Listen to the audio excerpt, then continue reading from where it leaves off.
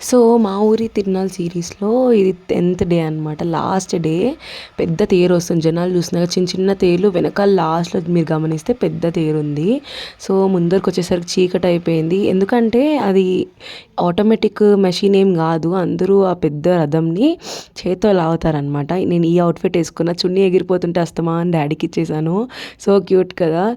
So ఆ తర్వాత వచ్చేసి తేరు ఇలా కదులుతుంది. వెనకాల నుంచి టైర్స్ కింద వుడెన్ చెక్క పెట్టి తొక్కుతారు. అది తొక్కినప్పుడు వెనకాల మూవ్ నుంచి ముందుకు మూవ్ అయితే ముందర కింద రెండు పక్కల రోప్స్ ఉంటుంది.